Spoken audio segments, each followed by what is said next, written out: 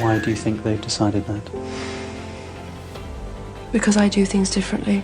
Because I don't go by a rule book. Because I lead from the heart, not the head. And albeit that's got me into trouble in my work, I understand that. But someone's got to go out there and love people and show it. King Charles couldn't hold back tears after Diana left her most precious possession to one royal. Okay, stay with this for a moment, because the title sounds like a story about an inheritance, but the object at the center of it was allegedly far more personal than money, jewelry, or a royal heirloom. According to the story at the heart of this account, Diana left Prince William a private handwritten journal containing her final hopes for the monarchy, and inside it was a letter intended for Charles. What made the claim so explosive was the warning said to be inside that letter. Diana believed someone within the palace had helped destroy their chance of reconciliation. Now watch this carefully. The significance was not simply that William had something Diana had kept private. It was that, in this account, Diana had chosen him as the person who would eventually carry her words to the father she could no longer confront herself. That turns a supposed possession into something much heavier. It becomes a final act of trust from a mother to a son, and a message from a woman whose voice had already become part of royal history. The reported discovery also raises the question that makes this story impossible to dismiss as an ordinary inheritance dispute. Why would a private journal require lawyers, sealed instructions, and questions about who had the right to read or release it? And why, according to the story, would Camilla be opposed to its release? Those claims remain disputed and unverified, but they create the central mystery. What could Diana have written that still had the power to unsettle the royal family decades after her death? Say yes or no in the comments, because that simple answer tells a lot about whether a family should be allowed one last chance to hear the truth. It is my view that the deceitful way the interview was obtained substantially influenced what my mother said. The interview was a major contribution to making my parents' relationship worse and has since hurt countless others. It brings indescribable sadness to know that the BBC's failures contributed significantly to her fear, paranoia, and isolation that I remember from those final years with her. Because this is where the story becomes more painful. Diana's most important legacy was never simply the money she left behind. She left two sons who had watched their parents become strangers while the world watched every movement. William grew up knowing that his mother had loved him fiercely, but he also grew up inside the institution that had surrounded the marriage she struggled to survive. That placed him in a position no ordinary child could understand. And that is why the alleged journal matters. If it existed as described, it would not merely be another piece of Diana memorabilia. It would be a private record written by a woman who knew her public image had become larger than her private life. Every smile could become a headline. Every disagreement could become a scandal. Every silence could be interpreted by somebody else. A handwritten page, by contrast, belonged to the person holding the pen. Diana understood the power of personal objects. Her jewelry became symbols of family memory. Her engagement ring eventually passed from her son Harry to William and then to Catherine. Her clothing became part of exhibitions. Photographs of her became pieces of cultural history. But an intimate journal would be different. Jewelry can be displayed. A dress can be placed behind glass. A photograph can be reproduced thousands of times.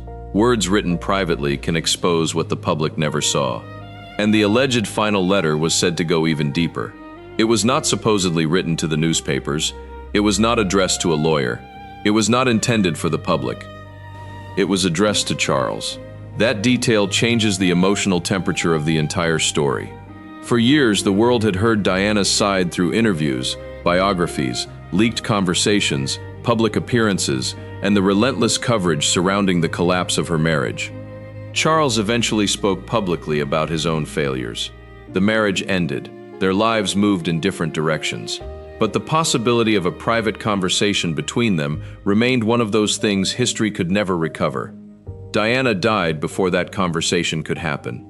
Charles never received the future in which he and Diana might have sat down as two older people and spoken without cameras, aides, reporters, or royal expectations standing between them. Their sons had to grow up carrying memories from both sides of that broken relationship. William especially would one day become the future king, meaning the private pain of his childhood would eventually sit beside the public responsibility of the crown. That is the strange weight placed on the alleged journal. If Diana really entrusted it to William, she was not simply choosing her favorite keepsake. She was choosing the person who would one day understand the institution from the inside and understand her from the heart of the family. But there is another reason the story strikes so hard. Diana's relationship with the royal system had always been complicated. She entered it as a young woman and quickly became one of the most recognizable people on earth. Yet the more famous she became, the more difficult it became for her to control the story being told about her. Her marriage became public property. Her arguments became headlines. Her friendships became speculation. Even her attempts to protect her children were examined as if they were political decisions. In that environment, privacy became precious. A private journal would therefore represent something Diana rarely possessed in public, a place where nobody else controlled the meaning of her words. And the story claims that her final pages were not filled with revenge. They were filled with concern for what would happen next. That distinction is crucial. If Diana had wanted only to punish Charles, a final message could have been a catalog of grievances. Instead, the account presented here describes a woman looking beyond the marriage and toward the future of the monarchy. She was supposedly thinking about William, about Harry, and about what kind of institution her sons would inherit.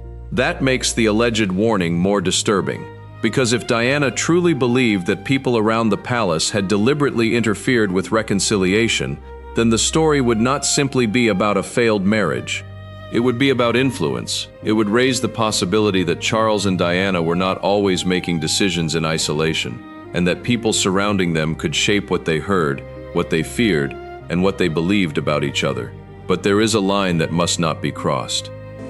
I don't think many people would want me to be queen. Actually, when I say many people, I mean the establishment that I'm married into, because they've decided that I'm a non-starter. The identity of any supposed person inside the palace, and the claim that such a person deliberately destroyed a chance of reconciliation, should not be treated as proven fact. The story rests on an alleged private document and claims surrounding it that are not established in the historical record provided here. Yet even with that caution, the emotional question remains powerful. What if Diana had one thing she wanted Charles to understand, and she believed William was the only person who could make him listen? That is where the alleged journal stops being an inheritance story and becomes something much more intimate. William would not simply be holding his mother's possession. He would be holding her unfinished conversation. And unfinished conversations can haunt families longer than finished ones. The palace could survive another headline. The royal family could survive another rumor.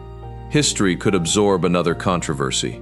But a handwritten letter from Diana to Charles would be different because it would put a private human voice against decades of public interpretation. Imagine the weight of opening such a document. Not a speech prepared by advisors, not a statement approved by lawyers, not a television interview, just handwriting, one page after another. The possibility that Diana had written down what she could never safely say aloud. And then, somewhere near the end, the words that were supposedly meant for Charles. That is the point where the story begins to move from memory into mystery. Because if William really was entrusted with Diana's final message, then someone had to decide what happened next. Would it remain hidden? Would the lawyers examine it? Would the palace resist its release? Would William keep his mother's confidence, or would he believe that his father had a right to hear what she had left behind? Those questions are more important than the object itself, and they lead directly toward the most uncomfortable part of the story. Because the next stage is where Diana's alleged final warning stops being about what happened between her and Charles and starts pointing toward what she believed was happening around them. And once that possibility enters the story, every silence begins to look different. The marriage, the separation, palace pressure, and Diana's years begin forming one question. Was there something she knew that she believed Charles needed to hear for years? If you think Diana deserved one final chance to have her own words heard, then do not look away now, because the next part gets worse, more personal, and far more difficult to explain. The hardest part of Diana's story was not that her marriage failed, it was that the failure happened while another relationship was already deeply rooted inside Charles's life. Long before the world began asking whether Diana could save the monarchy, Charles had already formed a bond with Camilla Shand. Their connection developed in the early 1970s, before Diana became part of the story. Charles entered naval service, distance followed, and Camilla eventually married Andrew Parker Bowles. Yet marriage did not completely end her connection with Charles. That history mattered because Diana did not enter an empty space. She entered a relationship that already had unfinished business. When Charles began seeing Diana seriously, the palace needed a future queen. The pressure was enormous. Diana was young, aristocratic, unmarried, and free of the public scandals that could damage a royal marriage. She also had something the institution valued deeply, an image the public could immediately understand. The world saw a beautiful young woman entering a royal fairy tale. Behind that image, however, Charles was carrying a complicated emotional history. The engagement came quickly. Diana was 19 when she married the Prince of Wales. The ceremony in July 1981 became a global spectacle, but the scale of the wedding could not guarantee the strength of the marriage. Charles and Diana were entering a role that demanded duty, restraint, and constant public performance. Diana soon discovered that royal life required more than learning protocol. It required learning how to live with a husband whose emotional world had been shaped before she arrived. The birth of William in 1982 and Harry in 1984 gave the marriage something it could not otherwise secure, a family that mattered profoundly to both of them. For Diana, motherhood became central. For Charles, fatherhood was also important, but the pressures surrounding his position never disappeared. The problem became harder as the years passed. Diana could feel that Camilla had not vanished from Charles's life. The issue was not simply jealousy. It was the growing realization that the marriage she had entered as a young bride was competing with an attachment that had survived separation, marriage, children, and public scrutiny. By the middle of the 1980s, the private strain was becoming impossible for Diana to ignore. She confronted Camilla directly. That confrontation became one of the clearest signs that Diana no longer intended to remain silent about what she believed was happening around her. She was not simply reacting to newspaper stories, she was speaking to the woman she believed stood between herself and her husband. The marriage deteriorated further. Diana's own relationships outside the marriage later became public. Charles eventually acknowledged his adultery. The private conflict became a national spectacle, and the people involved could no longer control where the story traveled. Then came the public humiliation that changed everything. Charles appeared in a televised interview and discussed the breakdown of his marriage. Diana responded with a public appearance that drew enormous attention. Her choice of clothing became symbolic in the press, but the deeper significance was simpler. Diana had stopped behaving as though the palace could speak for her. She was becoming her own public force. Do you think you'll ever be queen? No, I don't. No. Why do you think that? I'd like to be a queen of people's hearts, in people's hearts. But I don't see myself being queen of this country. The separation was formally announced in 1992. The divorce followed in 1996, yet ending a marriage did not erase the history created by it. That distinction becomes critical when considering the alleged final letter. A divorced couple can stop being husband and wife. They cannot stop being the parents of the same children. Charles remained William and Harry's father. Diana remained their mother. Every future decision about the monarchy would therefore carry traces of the relationship that had failed. Diana's public life after the separation also showed how far she had moved from the role expected of her.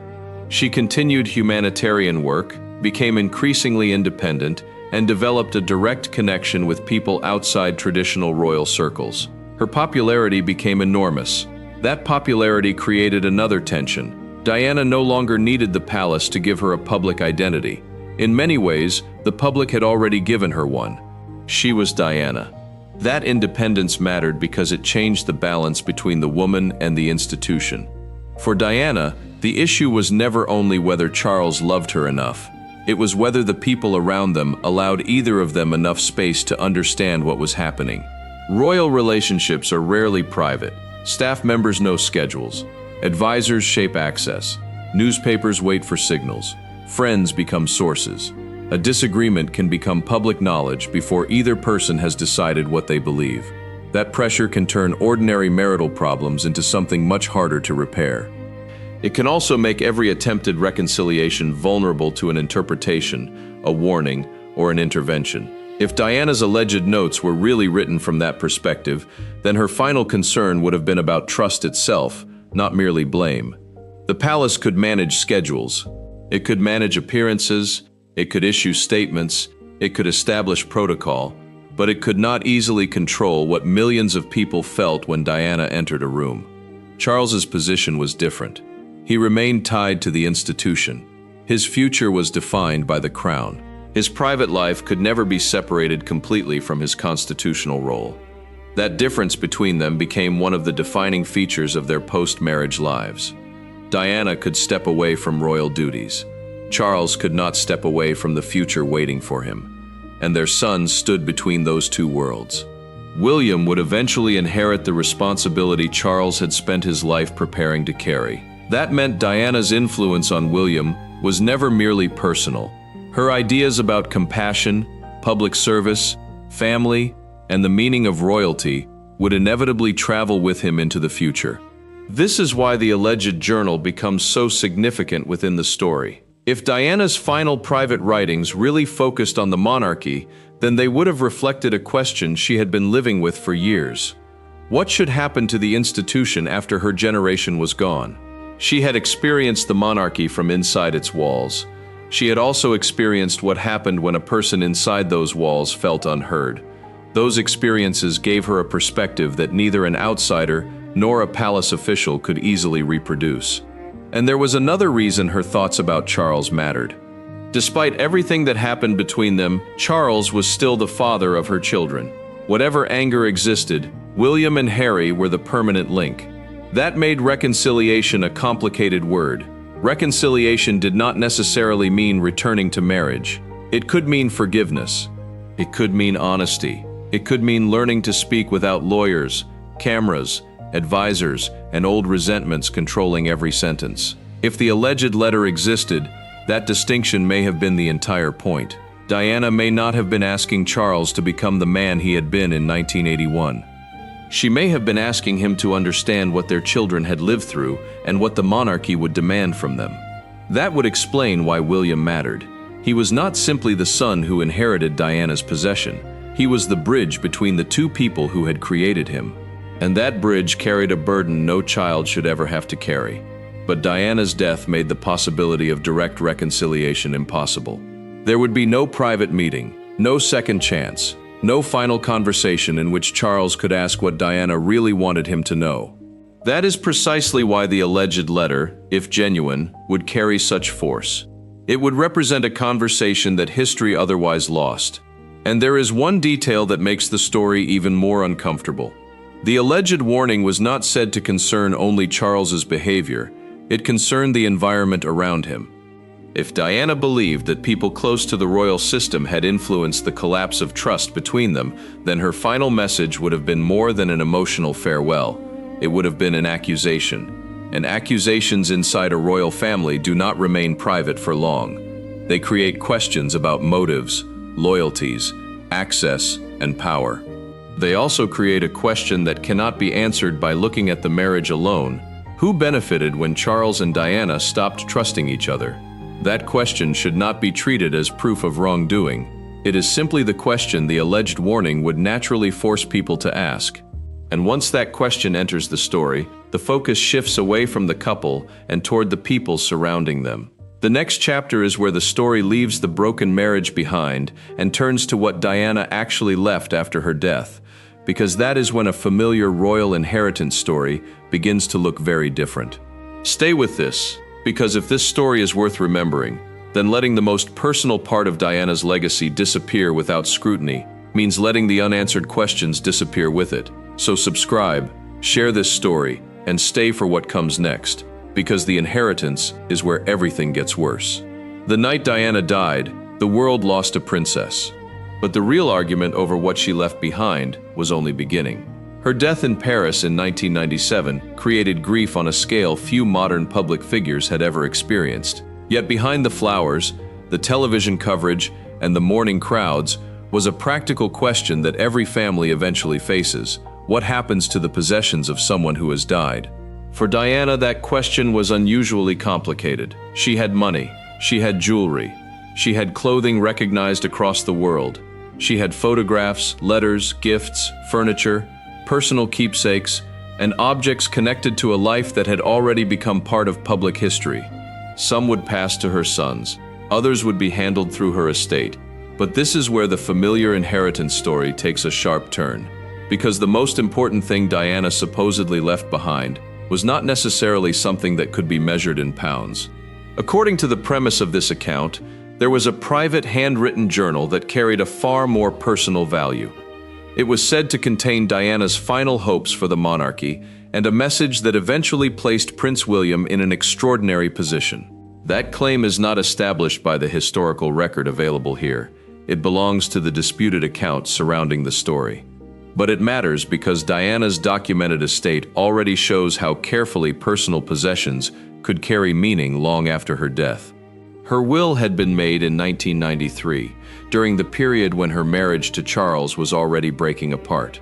After the divorce, she did not rewrite it. That fact became important because the estate had to be administered using instructions that were not designed for the exact circumstances that followed. The value of Diana's estate was substantial. It included investments, cash, jewelry, clothing, and money connected with her divorce settlement. William and Harry were the principal beneficiaries, but inheritance was not as simple as opening a document and handing two young princes a fortune. Taxes and administration reduced what eventually reached them. There were also arrangements concerning their access to the money. Diana's sons did not simply receive everything immediately. Trust structures meant that parts of the inheritance remained controlled until they reached specified ages.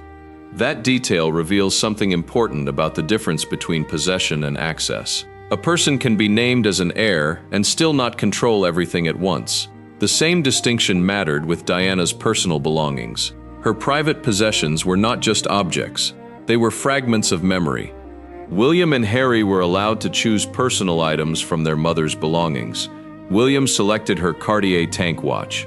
Harry selected Diana's engagement ring. Later, when William prepared to marry Catherine, Harry gave him the ring, allowing another piece of their mother's history to enter the next generation.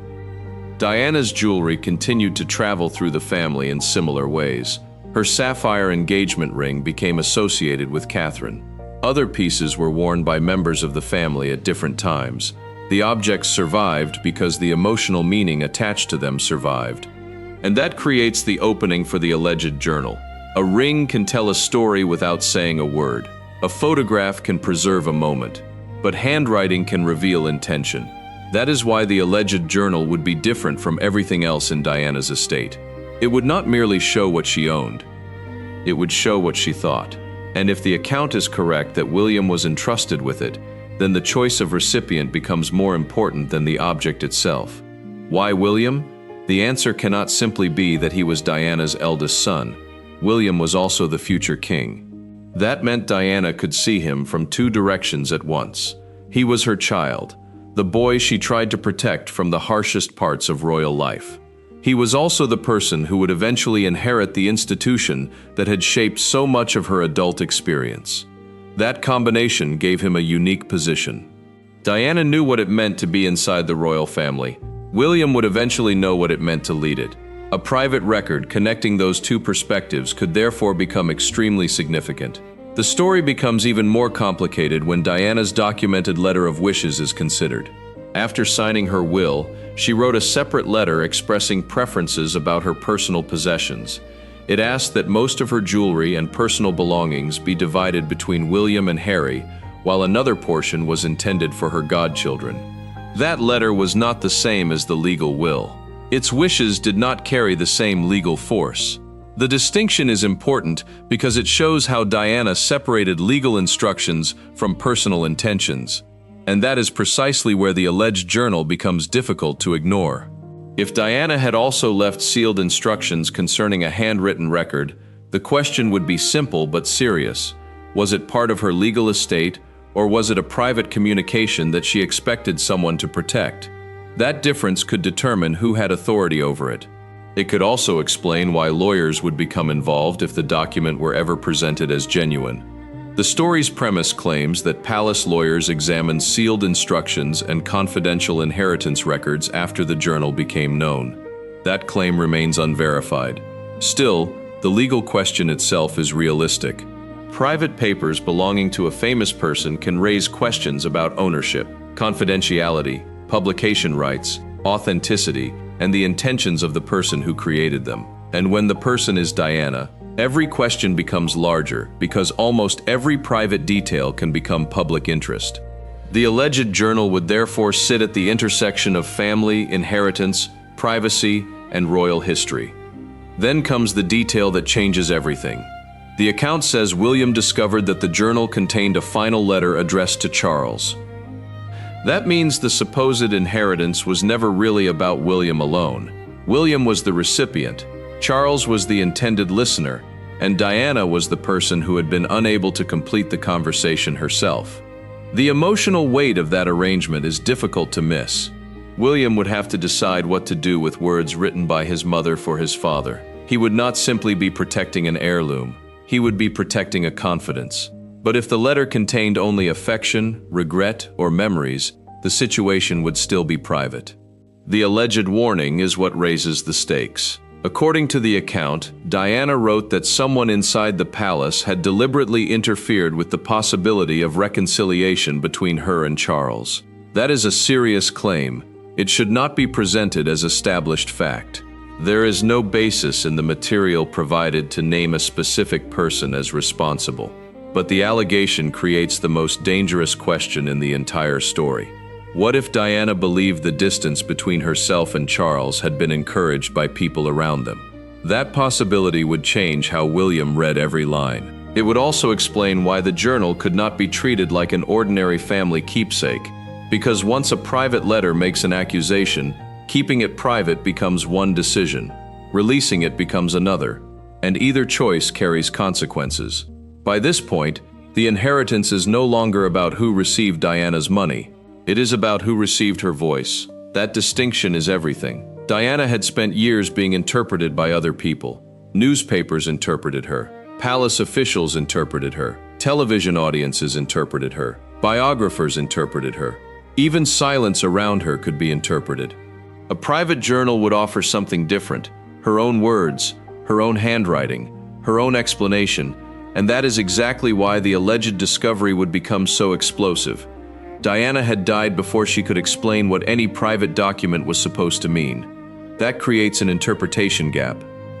A sentence written in private can sound completely different when removed from the moment in which it was written. A name can look like an accusation. A warning can look like proof. A fear can be mistaken for certainty. So the alleged journal must be approached through that distinction.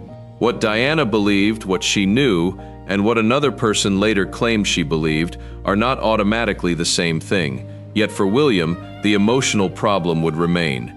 He would be reading the thoughts of a mother who was no longer there to explain them, while knowing that the person she addressed was still alive. That makes the decision over the journal far more difficult than any ordinary inheritance dispute. It also explains why the next discovery would matter so much. If you believe Diana's own voice deserves to be heard, instead of buried beneath decades of palace statements and public speculation, then do not scroll away now. Like this story, share it and subscribe, because the next chapter finally opens the document itself, and what William allegedly found inside is where this story stops being about inheritance and becomes personal. The envelope was finally opened, and the entire meaning of Diana's supposed inheritance changed. According to the account at the center of this story, William was not looking at another family keepsake. He was looking at pages written by his mother, pages that were said to contain her final thoughts about Charles, the monarchy, and the future she feared her sons would inherit. That is where this story becomes dangerous. A private journal is one thing. A letter written directly to a former husband is another. But a letter that allegedly warns the recipient that someone around the palace helped prevent reconciliation is something entirely different. The claim has never been established as fact, and no responsible account should turn an allegation into a conviction. Yet the alleged contents create a question that cannot be ignored. What exactly did Diana believe had happened between herself and Charles? The answer, according to the story, was not contained in one dramatic sentence. It was scattered through the final pages, where Diana supposedly wrote about the monarchy as an institution and about Charles as a father. She was no longer writing about a wedding. She was writing about consequences. The years after the divorce had changed the circumstances completely. Charles continued toward the role he had been prepared for since childhood. Diana continued her humanitarian work and her life outside the formal royal structure. Their marriage was over, but their children remained connected to both worlds. That distinction gave Diana a different perspective. She could look at the monarchy from outside while still understanding its internal pressures. She knew how quickly a private disagreement could become public. She knew how advisors, journalists, relatives, and staff could influence the atmosphere around a royal relationship. The alleged journal supposedly reflected that awareness. One section was said to focus on William's future. Diana wanted him to understand that becoming king would mean inheriting more than a crown. He would inherit expectations, traditions, loyalties, and old conflicts that had existed long before him. She allegedly wanted him to learn one lesson above all others: never allow other people's expectations to decide who he was allowed to love, trust, or forgive. That message would have been deeply personal, because Diana had lived the consequences herself. She had entered the royal family believing that love and duty could coexist. She discovered that duty could become a powerful force inside a marriage, especially when the marriage involved the future king. The alleged letter then turned toward Charles. According to the account, Diana did not write to demand an apology. She did not supposedly ask William to expose Charles or destroy his reputation. Instead, the tone was described as a final attempt to make Charles understand what had happened from her side. That is the part that gives the story its emotional force. Diana could not explain herself directly anymore. William could, but William was also Charles's son. That placed him in the worst possible position. If he delivered the message, he would be carrying his mother's private pain into his father's life. If he kept it private, he would be protecting the confidence Diana had placed in him. There was no easy choice. Then came the alleged warning. Diana supposedly wrote that the breakdown between herself and Charles had not been driven only by their own mistakes. She believed that people around them had influenced the situation, and that someone within the palace environment had deliberately made reconciliation harder. Again, that allegation is not proven. It does not establish that a specific royal official committed wrongdoing. It does not prove that Charles was manipulated. It does not prove that Diana possessed secret evidence. What it does within the story is explain why the alleged document would become so sensitive. A complaint about a marriage can be dismissed as emotion.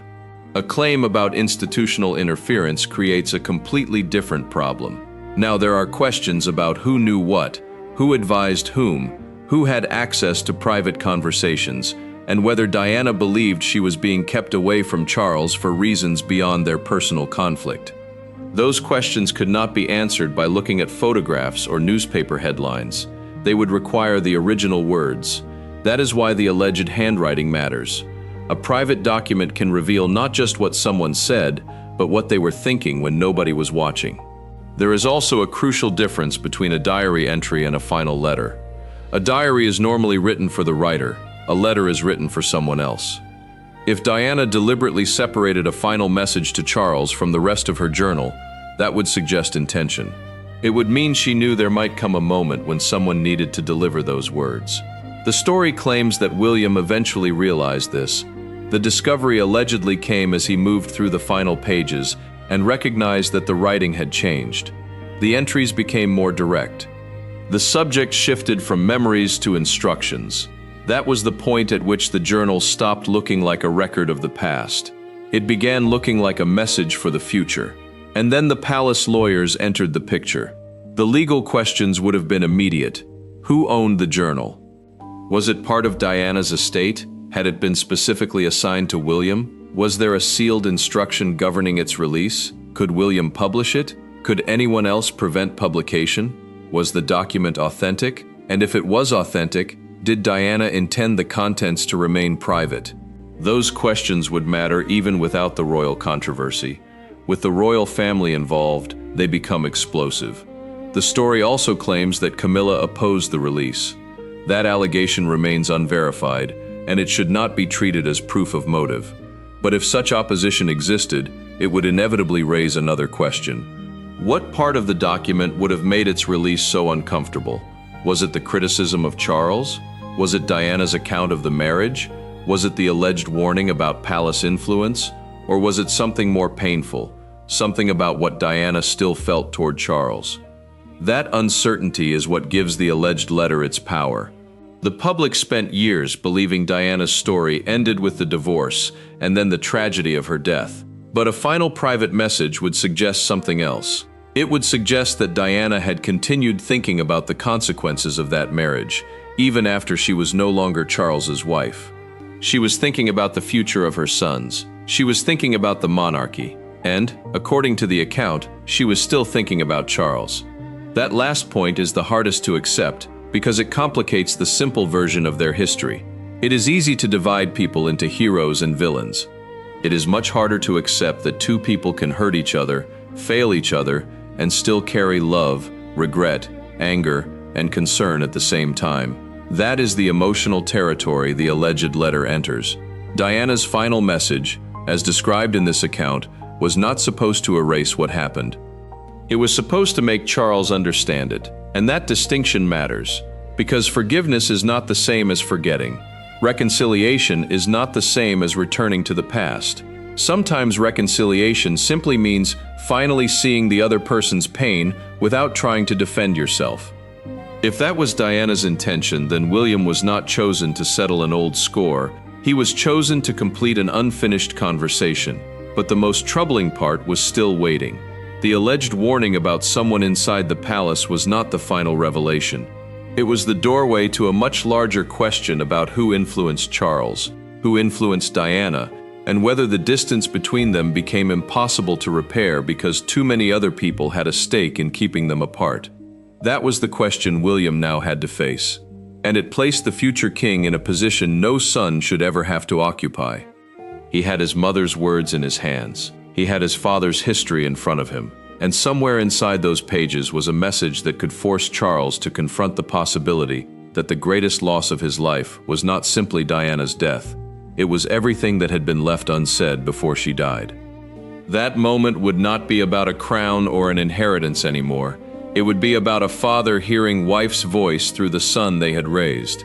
For Charles, that meant facing memories he had spent with, while William had to decide whether silence would protect family or protect truth.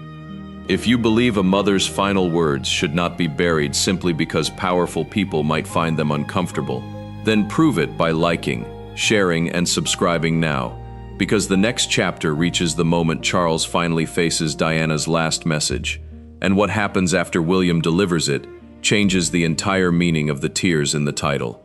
The tears in this story cannot be understood until one question is separated from the rest. What is actually known, and what remains an allegation? The account presented here describes Charles receiving Diana's final private message through William, with the message allegedly revealing her belief that someone inside the palace had interfered with their chance of reconciliation. That claim is extraordinary, but there is no verified evidence in the material available here establishing that such a journal or letter exists. The alleged reaction from Charles, therefore, cannot be treated as confirmed history. What can be established is that Diana's relationship with Charles ended without the peaceful closure many families hope to find. Their marriage was dissolved in 1996. Diana died the following year. Whatever private conversations remained unfinished were permanently interrupted. That fact alone gives the story its emotional force. There was no final meeting between Diana and Charles in which every misunderstanding could be explained. There was no later conversation in which Diana could clarify what she had meant by her public statements, her private frustrations, or her hopes for their sons. There was only the history they had already created. William inherited that history. He also inherited something more important than money. He inherited responsibility. As the elder son, William eventually became the person who would carry both parents' legacies into the future. His mother's approach to public life influenced how people viewed compassion, openness, and the role of a modern royal. His father's position represented continuity, duty, and the institutional demands of the crown. Diana's documented legacy shows that she cared deeply about her sons and about the way they experienced royal life. She took them into situations that gave them contact with ordinary people. She wanted them to understand that titles did not make other people's lives less important. She also used her public position to draw attention to causes that had once been uncomfortable for members of the establishment to discuss. William carried parts of that approach forward. So did Harry. Their lives later diverged, but both continued to speak about their mother's influence. That is why a supposed final journal would have carried such emotional weight if it were ever authenticated. It would not simply add another chapter to Diana's biography. It would potentially reveal how she viewed the future after her marriage had ended. And if the alleged letter really addressed Charles, its importance would not come from proving that Diana was right about everything. It would come from showing that she still believed something needed to be understood. That is a much more complicated message, because Diana and Charles were not symbols to their children. They were mom and dad. William had to grow up with memories of both. He could love his mother and still understand his father. He could recognize his mother's pain without turning every painful moment into an accusation. He could respect the crown without pretending that the institution had never caused suffering. That balance is part of what makes William's position so unusual. The alleged journal places him at the center of a conflict between privacy and disclosure. If the document belonged to Diana, and she deliberately left it to him, protecting it could be an act of loyalty. If she intended Charles to read it, delivering it could be an act of loyalty too. Both choices could honor her. That is why the alleged palace resistance, including the claim involving Camilla, cannot simply be treated as proof that somebody was hiding guilt. Opposition to releasing private family material can have many explanations, including privacy, legal concerns, authenticity questions, or fear of unnecessary public damage. It matters especially in royal stories because public fascination can turn an unanswered question into an assumed fact within hours. Diana's real history already contains enough conflict without inventing certainty where the evidence is incomplete. She entered the royal family young.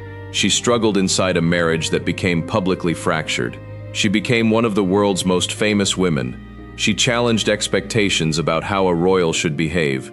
She raised 2 sons who would remain connected to the institution long after her death, and she died before she could see what those sons would become. Those facts do not need embellishment. They are powerful on their own. The alleged journal, therefore, should be understood as a question rather than a proven discovery. If an authenticated document ever demonstrated that Diana left William a private message for Charles, historians would have to examine it carefully. They would need to establish when it was written, whether the handwriting was genuine, whether the pages were complete, and whether Diana intended the message to be delivered or kept private. They would also need to separate Diana's personal beliefs from independently verifiable events. That process would matter because a handwritten statement can reveal what a person believed without proving that every belief was correct. And perhaps that is where the tears in the title find their real meaning. Not necessarily in a confirmed scene inside a palace room, not necessarily in a secret confrontation, but in the human reality behind the royal spectacle. Charles lost Diana.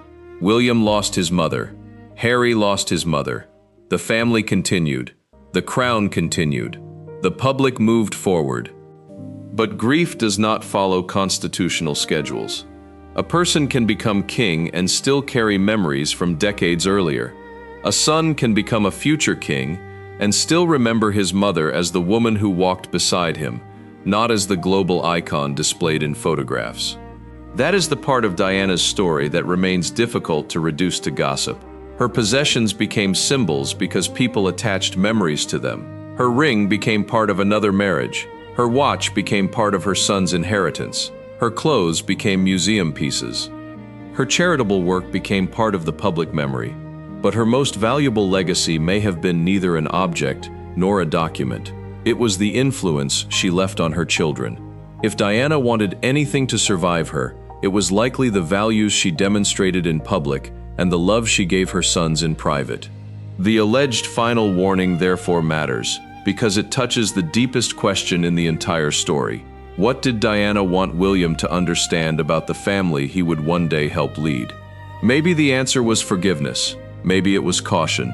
Maybe it was simply the importance of hearing people before judging them. Without authenticated evidence, nobody can honestly claim to know. And that uncertainty should not weaken the story. It should make the audience more careful about what it accepts as truth. Diana's life became a lesson in what happens when private pain becomes public entertainment. Her marriage was examined, her clothing was examined, her friendships were examined, her parenting was examined. Even her grief became part of the public record. The final respect owed to her is therefore simple. Let the verified history remain verified. Let the allegations remain allegations. And let the unanswered questions remain questions until evidence changes them. Because the real tragedy was never that Diana left behind a mysterious possession. The real tragedy was that she left behind 2 sons who had to grow up without her. Everything else comes after that. And perhaps that is why the story continues to hold attention decades later. People are not only interested in a princess, a king, a marriage, or an inheritance. They are interested in what families leave unsaid. They want to know whether forgiveness was possible. They want to know whether Charles understood Diana before it was too late. They want to know whether William can carry the future without carrying every wound of the past. Those questions have no simple answer, but they remain powerful because they are human. If this story made one thing clear, it is that Diana's legacy cannot be reduced to a ring, a fortune, a photograph, or a rumor about a hidden journal. Her greatest legacy lives in the people she raised, the causes she championed, and the changes she helped bring to a royal institution that once seemed almost impossible to challenge. So before accepting the most sensational version of the story, remember the difference between what Diana definitely left behind and what someone claims she left behind. That difference protects her memory, and it protects the truth. If you believe Diana's real story deserves to be remembered without powerful institutions, old rumors, or convenient silence deciding what people are allowed to discuss, then do not stay silent yourself. Like this video, share it with someone who still remembers Diana, subscribe to this channel, and turn on notifications. Because walking away is how unanswered stories disappear, while staying, sharing, and demanding the next chapter keeps the questions alive. And stay close, because the next video on this channel goes even deeper into the royal secrets, disputed claims, and overlooked details surrounding Diana's final years. And what comes next is even more uncomfortable, more revealing, and harder to ignore.